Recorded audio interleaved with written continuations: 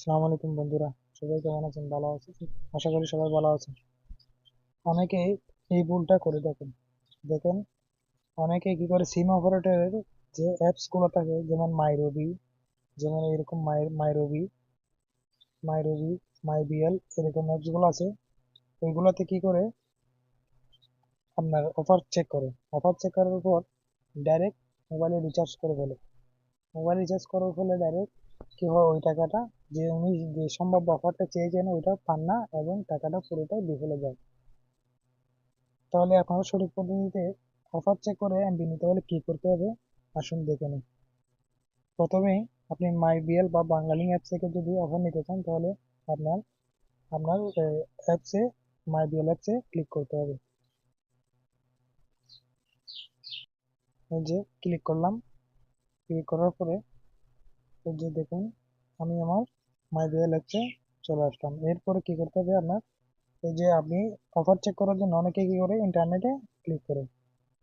Click করার পর এখানে এই যে দেখেন, অনেকগুলো অফার শো করতেছে এখন। যেমন 1 জিবি 31 টাকায়, 30 জিবি 499 টাকা, 50 জিবি 599 টাকা, এরকম ক্যাশব্যাক দিচ্ছে। এরকম অনেকগুলো অফার থাকে। অনেকে কি করে, অফারগুলো নেওয়ার জন্য এখানে দেখে প্রথমে, দেখার পর টাকাটা পুরোটা রিচার্জ করে ফেলে ডাইরেক্ট। তাহলে এরকম করলে আপনি আপনার টাকা অফারটা পাবেন না।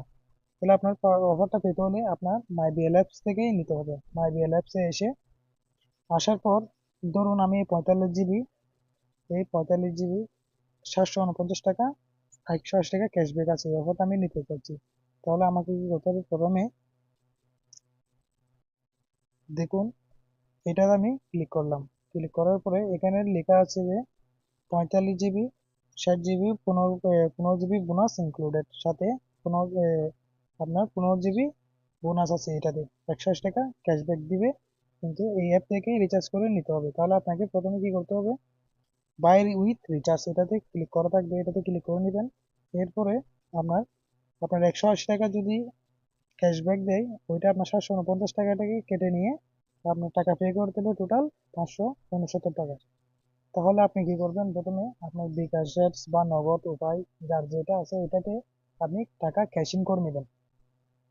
টাকা ক্যাশ ইন করে নেওয়ার পরে আপনি কনফার্মে ক্লিক করবেন। এখানে ক্লিক করার পরে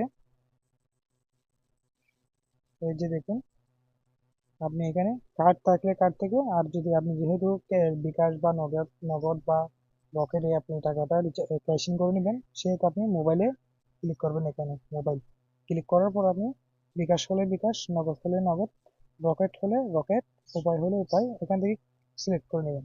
যেমন আমি বিকাশ থেকে নিব, ওই জন্য বিকাশ সিলেক্ট করে নিচ্ছি। এরপরে আপনার এই পে বিডিটি 569 টাকা, এটাতে আপনি ক্লিক করবেন।